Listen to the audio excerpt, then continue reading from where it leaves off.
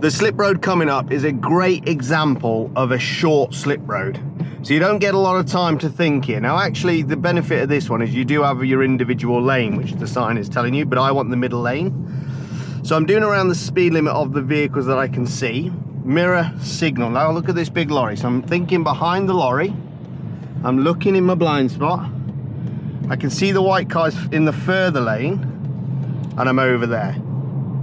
So it happens quite quickly, but you have to make sure that the speed of your vehicle is matching the speed of the vehicles that you see when you join. So another short slip road. Again, I'm looking up at the bypass to look at the flow of traffic. It looks clear on the bridge, look. So I know that I can pick my speed up now. Getting up to 50 mile an hour is going to be really important because the vehicles that are approaching are going to probably be at 50 mile an hour. So if I'm at 50, I slip on to the slip road. As you can see, there's a 4x4 in my blind spot, but he's moved over, so that's great. And I can see the black car behind, but again, not really causing a problem for the black car because we're doing the speed limit. It's important not to go over the limit. As you can see, I just tipped over a little bit there, so I'm just easing back off again. But the main thing there was getting up to speed and slipping onto that slip road again. That key word, slip road. So we're going to be following the signs for Chesterfield, up the slip road and joining the bypass. As always, with these sections of road, we need to make sure that we're building our speed up to match the speed of the vehicles on the bypass. So I'm picking up the speed now. I'm trying to get the speed up to a good rate that I can see the traffic's flowing quite nicely.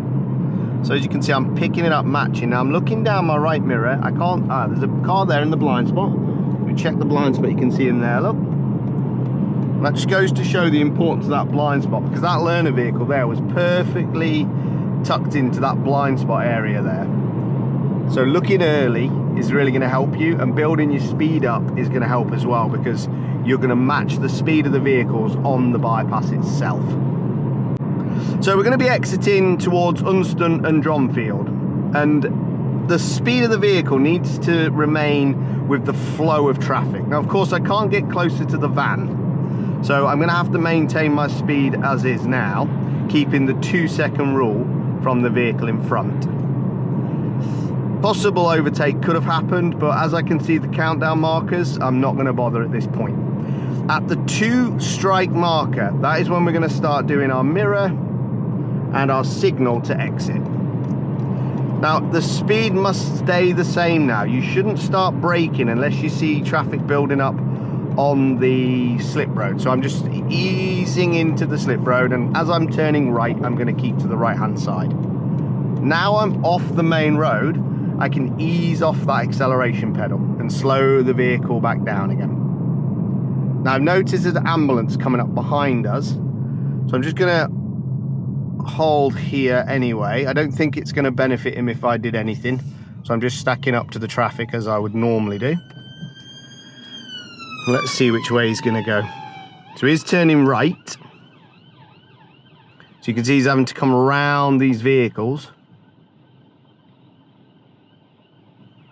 but he's done it successfully.